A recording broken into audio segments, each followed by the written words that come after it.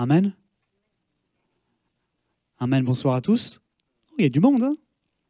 J'aime voir l'église qui se remplit. C'est tellement beau de voir un peuple, des hommes, des femmes, tout âge, toute génération, tout arrière-plan, qui se rassemblent, qui répond OK à l'appel de Dieu, à la sainte convocation de venir dans la présence de Dieu, de le louer, de l'adorer comme nous venons de faire, et bien sûr de méditer la parole de Dieu. Donc je suis vraiment très très heureux, comme je dis à chaque fois, très très heureux de pouvoir être dans la présence de Dieu avec mes frères et mes sœurs, mais également d'apporter la parole de Dieu. Et sans plus tarder, le titre de mon message, donc c'est pas ça, c'est ne te retourne pas. Ne te retourne pas. En fait, le cœur de mon message est dans le titre, en fait. Je pourrais juste m'asseoir, éteindre mon micro, et voici mon message. Voici la pensée, en tout cas, que Dieu a mise dans mon cœur. De dire à l'assemblée, ne te retourne pas. Vous savez, l'être humain est souvent sujet à être nostalgique, à penser aux vieilles années. La semaine dernière, j'ai fêté mes 40 ans. 40 ans. Par la grâce de Dieu. Par la grâce de Dieu. Ça fait 17 ans que je marche avec le Seigneur. Et je pourrais penser, ouais, je suis un peu nostalgique, ouais, j'étais jeune. Bon, je suis toujours à 40 ans, rassurez-moi. On est toujours jeune à 40 ans. On me dit souvent que je ne fais pas mon âge. Bah, tant mieux, hein, par la grâce de Dieu. Ce que je veux dire par là, c'est que l'homme est souvent nostalgique à penser aux vieilles années. Ah, c'était mieux avant. Vous connaissez cette expression, hein? Ah, c'était mieux avant. C'était mieux avant. L'époque avant, à mon époque, c'était mieux. On dit souvent ça. Et ce n'est pas quelque chose de faux. Hein. Mais l'être humain est toujours pensé à regarder un peu en arrière, regarder derrière l'épaule. Ça c'est une bonne chose. Et le cœur de mon message est dans ça. Mais il faut apprendre à ne pas se retourner. Le plus important dans notre vie, c'est que nous puissions faire attention avec notre temps, avec les années. Car le plus important, c'est le temps qui nous reste à vivre et non pas les années écoulées. C'est très important que nous puissions saisir ça. Le temps qui nous reste à vivre est plus important que toutes les années écoulées. Moi, je crois vraiment que notre chemin de foi d'aujourd'hui, comme ce soir, est beaucoup plus important que le chemin de foi d'hier, ou il y a quelques années. Il est important, il a de la valeur, on a vécu des expériences avec le Seigneur. Mais ce que nous faisons aujourd'hui, avec la parole de Dieu que nous recevons aujourd'hui pour bâtir notre futur, est beaucoup plus important. Vous me suivez? Tellement important. Et je voudrais aller vraiment dans le vif de mon sujet, de mon message. C'est dans le livre de l'Exode, chapitre 13, nous avons parlé d'un chapitre très connu. L'Exode, chapitre 13, verset 17. Et c'est la sortie de l'Égypte. La sortie de l'Égypte. Que le peuple d'Israël était vraiment sous l'esclavage. Permettez-moi juste de paraphraser le contexte de ce récit que tout le monde connaît, mais je voudrais vraiment paraphraser. Le peuple hébreu était sous l'esclavage depuis 430 ans, si je ne me trompe pas, par l'Égypte, par le roi Pharaon. Et le peuple d'Israël a crié à l'Éternel et Dieu a suscité un libérateur du nom de Moïse. Et Moïse a répondu à l'appel avec son frère Aaron. Et bien sûr, vous connaissez tous le texte, le Pharaon a vraiment endurci son cœur. Il ne voulait vraiment pas laisser partir tout ce peuple hébreu qui était une grande main-d'œuvre. Quasiment 1 million de Juifs qui travaillaient pour bâtir le pays d'Égypte. Et bien sûr, il ne voulait pas. Donc, son cœur s'endurcissait. Et vraiment, Dieu a donné une malédiction, une condamnation, des jugements que vous connaissez tous, c'est les 10 plaies d'Égypte. Et la dernière plaie d'Égypte, c'est Dieu tua les premiers-nés mâles de tous les Égyptiens. Et là, tellement écœuré les Égyptiens, tellement écœuré, c'est quasiment eux qui expulsaient le peuple hébreu. Tellement écœuré. Et tellement il y a une faveur de Dieu sur le peuple d'Israël que le peuple d'Israël a dépouillé le peuple égyptien. Les Égyptiens ont donné de l'or, de l'argent et des vêtements pour partir. Et nous lisons ce texte à partir de cela. Lorsque le Pharaon laissa partir le peuple, Dieu ne le conduisit pas par le chemin qui passait par le pays des Philistins, même si c'était le plus direct. Dieu se dit en effet, le peuple pourrait éprouver des regrets en rencontrant la guerre et retourner en Égypte. Dieu fit donc faire au peuple un détour par le chemin du désert, vers la mer des roseaux. l'Éternel dit à Moïse, parle aux Israélites qui reviennent camper devant Pi-Hahiroth, entre Migdol et la mer, vis-à-vis de Baal-Tsephon. C'est en face de cet endroit que vous camperez, près de la mer. Le Pharaon dira des Israélites, ils sont perdus dans le pays, prisonniers du désert. J'endurcirai le cœur du Pharaon et il les poursuivra. Mais le Pharaon et toute son armée serviront à faire éclater ma gloire et les Égyptiens sauront que je suis l'Éternel. Tout se passe ainsi. On annonça au roi d'Égypte, donc le Pharaon, que le peuple avait pris la fuite. Alors les dispositions du cœur du Pharaon et de ses serviteurs envers le peuple changèrent. Ils se dirent, qu'avons-nous fait? Le Pharaon attela son char et prit son peuple avec lui. Il prit 600 chars d'élite, ainsi que tous les chars de l'Égypte, chacun avec ses combattants. L'Éternel endurcit le cœur du Pharaon, roi d'Égypte, et le Pharaon poursuivit les Israélites. Pourtant, les Israélites étaient sortis ouvertement d'Égypte. Les Égyptiens les poursuivèrent et tous les chevaux et les chars du Pharaon, ses cavaliers et son armée les rattrapèrent, alors qu'ils campaient près de la mer, vers Pi-Hahiroth, vis-à-vis de Baal-Tsephon. Et là, le plus intéressant, le Pharaon approchait. Les Israélites levèrent les yeux et virent que les Égyptiens étaient en marche derrière eux. Ils éprouvèrent une grande frayeur et crièrent à l'Éternel. Ils dirent à Moïse, « Est-ce parce qu'il n'y avait pas de tombeau en Égypte que tu nous as amenés dans le désert pour y mourir? Que nous as-tu fait en nous faisant sortir d'Égypte? N'est-ce pas précisément ce que nous te disions en Égypte? Laisse-nous servir les Égyptiens, car nous préférons être esclaves des Égyptiens plutôt que de mourir dans le désert. » Moïse répondit au peuple, « N'ayez pas peur, restez en place et regardez la délivrance que l'Éternel va vous accorder aujourd'hui. En effet, les Égyptiens que vous voyez aujourd'hui, vous ne le verrez plus jamais. C'est l'Éternel qui combattra pour vous. Quant à vous, gardez quoi? Gardez le silence. Est-ce que je peux entendre un vrai amen pour la parole de Dieu? Amen. Donc, mon premier point, vous avez vu tout à l'heure, c'est l'objectif de Dieu. L'objectif, et j'aurais pu mettre au pluriel, les objectifs de Dieu. Qui est-ce qui croit que l'Éternel est le bon berger? Vous croyez que Dieu est vraiment un bon berger et qu'il est le bon berger? Et je crois vraiment qu'en tant que bon berger, notre Dieu, il sait ce qu'il fait lorsqu'il conduit son peuple. Vous êtes d'accord avec ceci? Si c'est un bon berger, il sait ce qu'il fait. Il sait ce qu'il fait. Donc ma première réflexion à la lumière de ce texte est celle-ci. Nous ne connaissons souvent rien des plans de Dieu. Seulement, parfois, juste une parole de Dieu. On ne connaît rien des plans de Dieu. Les voies de Dieu sont impénétrables, et ce n'est pas moi qui le dis. Les voies de Dieu sont différentes des voies des hommes, et ce n'est pas moi qui le dis, c'est la parole de Dieu qui le dit. Trop souvent, et c'est vrai, on ne connaît rien des plans de Dieu. Seulement, parfois, Dieu dirige son peuple, et Dieu donne juste une parole, une direction, parfois juste une action à faire. Mais c'est tout. Il ne révèle jamais son plan parfaitement, dans tous les détails, car il veut que nous marchions par la foi. Vous me suivez? Lorsque nous lisons les premiers versets que nous avons lus au chapitre 13, versets 17 à 18, lorsque le peuple sortit, il pouvait faire d'un point A à un point B, directement sortir.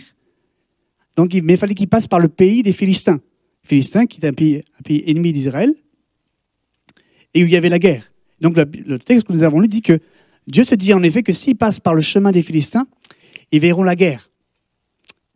Et ils vont avoir des regrets, en fait. Ils vont vouloir retourner en Égypte, sous le joug de l'esclavage. Donc Dieu dit que je vais leur faire un détour et qu'ils vont aller dans le désert, face à la mer. Bon, je vous paraphrase, mais c'est ce qui s'est dit. Et je vais endurcir le cœur du Pharaon. Et c'est Dieu qui a endurci le cœur du Pharaon. Car il avait un objectif, Dieu, qui ne retourne pas sous le joug de l'esclavage. Et en plus, je veux éradiquer l'ennemi d'Israël. Donc je fais un détour, je le mets au chaud face à la mer, il campe. Moi, je vais faire mon œuvre spirituelle dans le cœur du Pharaon pour qu'il puisse sortir avec tous ses chars, toute son armée, car je veux vraiment tous les tuer, pardonnez-moi, qui poursuivent, qui poursuivent dans le désert et qui rejoignent. Et là, je vais faire mon œuvre d'éradiquer l'ennemi d'Israël. Les plans de Dieu sont au-delà de ce qu'on peut penser. Et ma réflexion est celle-ci. Parfois, ce que nous considérons comme un détour, Dieu le considère comme son objectif et sa destination. Je le répète, il n'y a pas eu d'amen, mais parfois, ce que nous considérons comme un détour, un chemin bizarre, raccourci, Dieu le considère comme son objectif et sa destination. Car il veut que tu ailles à une destination et dans cette destination, le lieu où Dieu veut te placer, il y a un objectif précis. Mais toi, tu n'es pas au courant, en fait. Tu n'es pas vraiment au courant. Tu as juste à obéir. Ah, il faut aller là-bas, il faut aller près du camp, près de la mer. OK, on y va. Mais après, il se passe l'ennemi qui arrive. Ça vous est jamais arrivé d'obéir à Dieu, de marcher avec fidélité avec Dieu, avec foi, avec consécration, dans la pureté, dans toutes les choses que la Bible enseigne, de faire les bonnes choses, vraiment de se comporter comme un bon chrétien. Tu honores Dieu et tu arrives dans une situation où tu es oppressé de fou. Pardonnez-moi mon langage familier. Où tu as des épreuves par-dessus la tête. Et pourtant, tu étais droit dans tes bottes. Et c'est la même chose. Le peuple d'Israël avait obéi, il devait aller là-bas, et l'ennemi revient. Mais c'est pas possible. Ce que nous considérons comme un détour, en fait, Dieu le considère comme son objectif. Il veut bénir son peuple. Et parfois, Dieu nous met dans des situations qu'on ne maîtrise pas. Je ne sais pas si c'est un scoop pour toi. Mais parfois, Dieu nous met dans des situations que tu ne contrôles pas. Parce que Dieu veut faire éclater sa gloire. C'est ce qu'il dit le texte. Les Égyptiens, ses chars et toute son armée feront éclater, pas la gloire des hommes, mais ma gloire.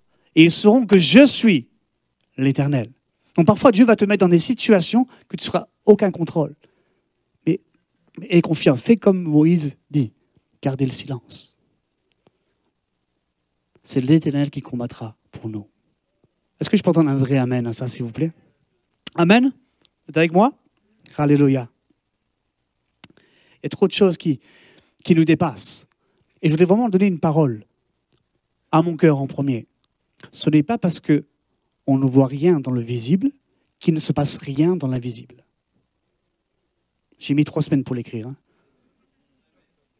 Ce n'est pas parce qu'on ne voit rien dans le visible, dans le toucher, là je peux toucher de Thibaut, qu'il ne se passe rien dans l'invisible.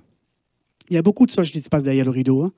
Et notre Dieu est le metteur en scène parfait des plus belles histoires, de ton histoire, de la mienne. Amen? Amen. Excusez-moi, je bois juste, parce que j'ai très mal à la gorge. Je bois juste. Vous êtes avec moi? Ça va? Alléluia. Merci. Un point très important. Le texte nous parle que Dieu se dit en effet qu'ils éprouveraient des regrets. Dans le texte, dans la suite du récit, nous voyons que le peuple, lorsqu'il vit le peuple égyptien derrière eux, ils éprouvera de la peur, de la frayeur, selon certaines traductions. Regret, de la peur. Ils éprouvèrent de la peur. Et mon point est celui-ci, c'est que la peur, lorsqu'elle nous contrôle, elle modifie notre intelligence spirituelle. La peur, lorsqu'elle nous contrôle, elle modifie ce que tu penses de toi-même. Notre peur, lorsqu'elle est hors de contrôle, elle modifie la foi que tu as pour Dieu, la confiance que tu as pour Dieu. Lorsque tu as peur, lorsque la peur t'envahit, que tu es hors de contrôle sous ta peur, la peur va te faire pousser à te faire des actions qui sont illogiques, irrationnelles et anti-bibliques. Je répète, la peur, lorsqu'elle te contrôle, elle va te faire pousser à te faire des actions qui sont illogiques, irrationnelles et anti-bibliques. Anti-bibliques. Relisons juste le dernier passage. Lorsqu'ils virent le peuple, ils dirent à Moïse, « Est-ce parce qu'il n'y avait pas de tombeau en Égypte que tu nous as amenés dans le désert pour y mourir ?» Analysons bien les paroles du peuple. Que nous as-tu fait en nous faisant sortir d'Égypte? Eux qui ont vécu les 10 plaies d'Égypte, en passant, qui ont vécu 430 ans sous le joug de l'esclavage. N'est-ce pas précisément ce que nous te disions en Égypte? Laisse-nous servir les Égyptiens, car nous préférons être esclave des Égyptiens plutôt que de mourir dans le désert. Vous avez lu? Alors, donc, ma question est simple. Où est-ce qu'on voit l'intelligence spirituelle? Lorsque la peur nous maîtrise. La peur nous maîtrise, on peut dire pardonnez-moi, des folies. Tu vis des expériences grandes, fortes, profondes avec Dieu, mais la peur te pousse à dire des phrases comme ça, alors que tu as vécu des expériences, tu as vu la puissance et la main de Dieu agir. En plus, contre le même ennemi, en plus, qui plus est. Dans la même situation, d'une certaine manière. La peur nous maîtrise. Et je voudrais vraiment donner des exemples concrets pour notre vie. Vous me permettez que je donne des exemples concrets pour la vie, pour le chrétien d'aujourd'hui? Vous me permettez? Lorsque tu as peur de rester célibataire, parce que tu pries depuis pas mal de temps, pour dire des années, et tu ne vois pas la main de Dieu agir en ta faveur dans ce domaine-là. Qu'est-ce que la peur va te faire pousser à faire? Tu commences à t'intéresser à fréquenter un non-croyant. Ou même encore pire, où tu commences à rappeler tes ex, pardonnez-moi mon langage familier, tes ex petits amis inconvertis. Tu commences à te retourner en arrière. Tu commences à vivre de la même manière dont tu vivais avant de te convertir. Là, tu te retournes comme le peuple égyptien, tu te retournes en arrière. Je dis, je veux essayer de revivre un peu. C'est un peu nostalgique. J'ai vécu pendant des années dans la pureté, dans la consécration. Tiens, je vais me retourner. La peur. Peur de ne pas pouvoir finir les fins de mois. Du coup, tu réfléchis même à prendre un autre boulot, mais pas déclaré. Pas les choses qui honorent Dieu. Ou même, tu prends un boulot qui est déclaré, mais tu sais que si tu le prends, ta vie chrétienne, ta vie d'église, elle va en pâtir. Tu le sais. Tu as quand même une intelligence renouvelée lorsque tu es né de nouveau. Tu le sais. L'Esprit de Dieu te convainc. Non. Mais tu le fais quand même, parce que tu as peur qui te contrôle, te pousse à faire ça. J'étais vraiment très béni. Samedi dernier, Pasteur Thibault a fait un débat sur le thème, sur l'engagement. Et on a vraiment été bénis. Et la punchline de tout ce qui a été dit, c'est que lorsque c'est important, il faut un engagement. Il n'y a pas de plus important que la vie chrétienne, mon frère, ma soeur. Il n'y a pas de plus important de s'engager pleinement. Mais lorsque la peur te contrôle, tu n'as plus envie, tu baisses les bras. Tu fais non, mais je suis nul. Lorsque je disais que la peur modifie l'intelligence, la peur modifie ce que tu penses de toi. Ça te remet en mémoire toutes tes erreurs, échecs de ta vie passée. Du coup, tu dis, mais non, mais ça va faire exactement la même chose. Du coup, tu baisses les bras. Tu ne t'engages plus. Même dans les relations figa, etc., toutes les espèces de relations. Lorsque la peur te contrôle, elle te paralyse. Il y a quelques années de ça, je regardais les infos et j'étais très interpellé par une vidéo. Il parlait des moniteurs sur la plage qui surveillent, les sauveteurs, je ne sais pas comment on appelle ça. Et les sauveteurs sur la plage, et ils expliquaient en fait les réactions des hommes, des personnes sur la plage, des nageurs. Mais là, il a parlé des réactions de l'enfant. Lorsque l'enfant est sur le bord du rivage ou sur le sable et qui se sent perdu, en fait, il a perdu les parents, imaginons. Il a perdu les parents, et il est pris de panique, il crie, il est comme ça, il est paniqué. Il disait tous les enfants, il dit bien tous les enfants ont ce réflexe. Un réflexe qui est pas spécialement mauvais, mais dans le domaine spirituel, c'est très mauvais. En fait, tous les enfants ont le réflexe que lorsqu'ils paniquent, qu'ils cherchent, obligatoirement, en fait, ils se tournent le soleil au dos. Ils mettent le soleil dans le dos, en fait. Parce qu'en fait, le soleil, ça les éblouit, et du coup, réflexe, hop, je tourne le dos et je marche dans cette direction. Vous comprenez ce que je veux dire? Et je me dis, mais c'est la vie spirituelle, lorsque tu manques de la maturité spirituelle, lorsque tu n'es pas ancré dans la parole de Dieu, lorsque tu n'es pas ancré dans la foi, mais trop souvent, les chrétiens ont fait ça. Alors que la pression vient, alors que l'ennemi, là, tu sais que tu passes par des épreuves, tu sais que tu es oppressé, tu es sur le point de glisser dans le péché. Qu'est-ce qu'il faut faire? Il faut être là, encore plus, où tu es oppressé, mais il faut se mettre à genoux devant Dieu. Et trop souvent, les chrétiens qui manquent de maturité, en fait, qu'est-ce qu'ils font? Ils tournent le dos, en fait. Ils essayaient par leurs propres moyens de se sauver de cette situation. C'est comme cet enfant qui se tourne, non, ça me fait mal aux yeux, c'est trop dur. Et il tourne le dos en fait.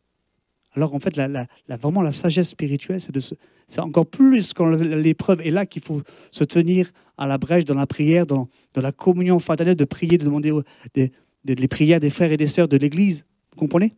L'Église, ça sert à ça. Amen. On passe tous par des saisons parfois difficiles. On est là pour se soutenir. Amen. L'apôtre Paul dira à Timothée dans la deuxième épître de Timothée, il dira ceci. De ton côté, tu as suivi. Donc Paul enseigne à un jeune pasteur, Timothée.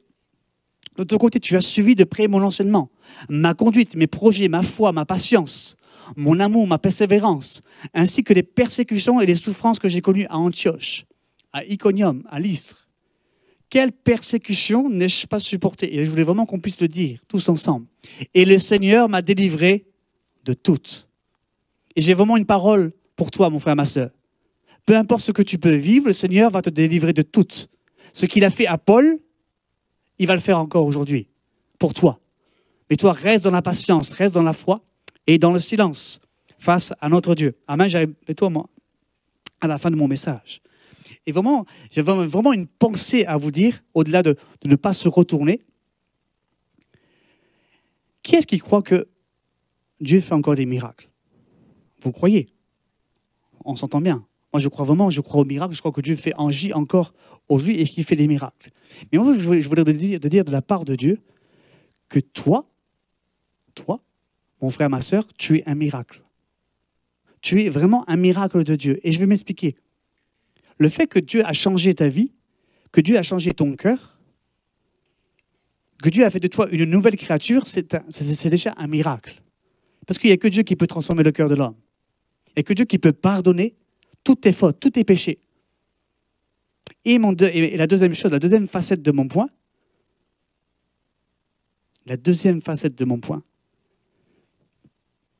c'est que le fait que Dieu a changé ta vie, il va le continuer encore. Il va vraiment le continuer encore à transformer ta vie. Et vraiment, et Dieu nous appelle vraiment à ne pas nous retourner, mais avoir les yeux fixés sur lui.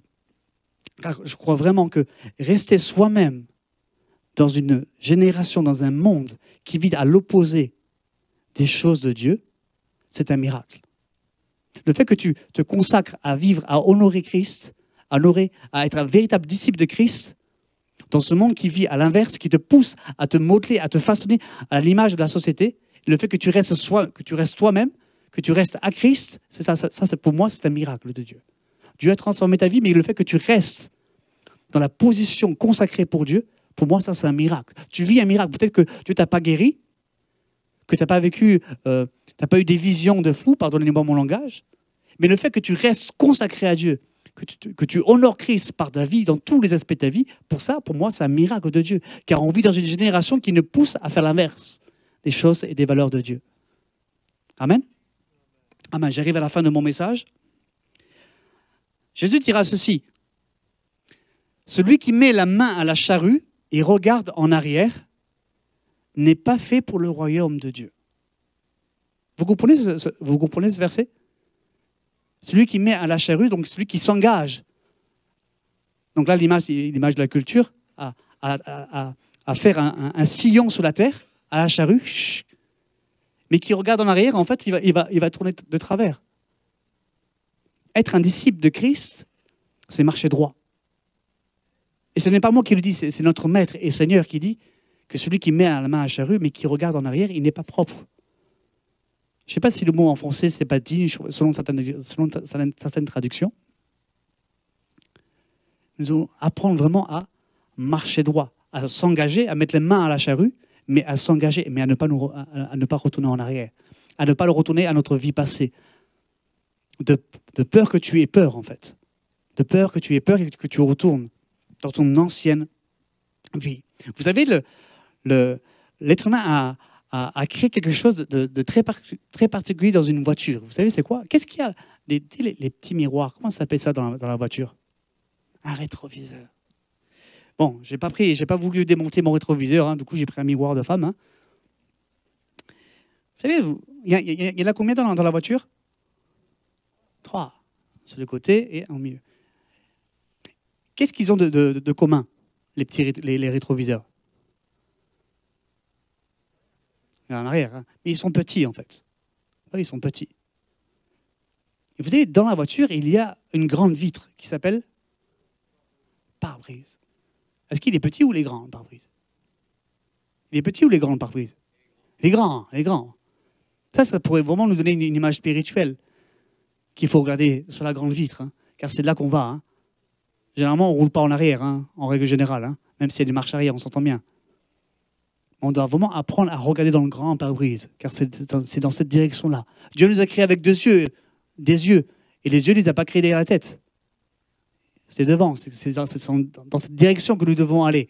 Amen. On peut regarder un petit coup en arrière, voir s'il y a quelque chose. On s'entend bien. C'est bien de se souvenir des passés, des erreurs qu'on a passées pour ne pas le reproduire, car le plus grand des échecs, c'est de pas de faire des erreurs, mais c'est de reproduire les mêmes erreurs. C'est là que c'est un échec. Chaque erreur que tu fais te donne la possibilité de faire mieux, en fait. Ça te donne des leçons. Apprendre à bien utiliser les rétroviseurs, en tout cas. Amen. Et je termine mon message avec ceci, avec le dernier passage que nous avons lu. Moïse répondit au peuple, « N'ayez pas peur, restez en place et regardez la délivrance que l'Éternel va vous accorder aujourd'hui. En effet, les Égyptiens que vous voyez aujourd'hui, vous ne les verrez plus jamais.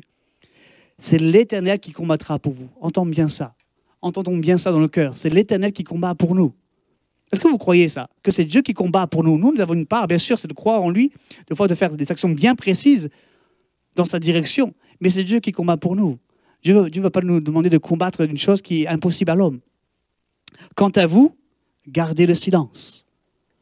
Comment maîtriser notre peur?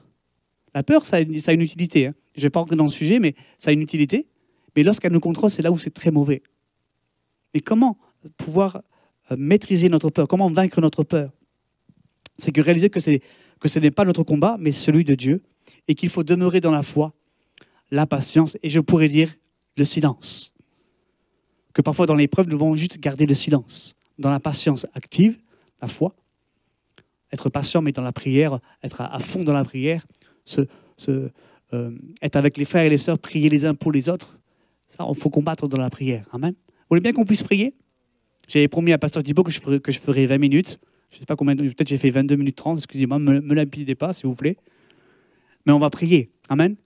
Apprendre à être des chrétiens qu'il ne faut pas se retourner, mais avoir les yeux fixés vers l'Éternel, fixés vers le berger qui nous conduit devant nous. Amen. Il marche devant ses brebis. Amen. Vous voulez bien qu'on puisse prier, juste qu'on pose nos fronts? Après, je vais laisser la place au pasteur pour la suite de la réunion. C'est-à-dire, nous voulons te louer et te bénir pour ta grâce. Apprenons à être des hommes matures, des femmes qui marchent avec toi, avec sincérité, avec droiture, avec consécration, Seigneur. Apprenons, Seigneur, à ne pas nous retourner, à ne pas avoir le désir de vouloir retourner en arrière. Seigneur, nous voulons, Seigneur, avoir les yeux fixés sur toi. Apprenons à maîtriser nos peurs, apprenons à maîtriser nos émotions, Seigneur. Nous voulons, Seigneur, te bénir et te glorifier pour ta parole qui était annoncée, Seigneur. Viens conduire toutes choses. Je veux prier pour mes frères et mes sœurs et pour moi-même, Seigneur. Apprenons, fais de nous des chrétiens bouillants pour toi, Seigneur. Ferme dans la foi, Seigneur. Que malgré les épreuves qu'il peut y avoir dans une vie, Seigneur, tu es avec nous, Seigneur. Tu nous délivreras de toutes les angoisses, de toutes les épreuves, Seigneur mon Dieu. Quand malheureux crie, l'Éternel entend, Seigneur, et le délivre de toutes les angoisses. Seigneur, nous voulons nous appuyer sur ta parole. À toi toute la gloire, toute la puissance de ton nom, Seigneur. Viens bénir ton peuple. Viens, Seigneur, rafraîchir ton peuple. Viens noyer ton peuple de ta présence, Seigneur. Pour la gloire de ton nom, Seigneur, nous soupirons après toi, à être un peuple saint, un peuple qui se consacre à toi. À toi toute la gloire et toute la louange, Père. Dans le nom de Jésus-Christ. Amen.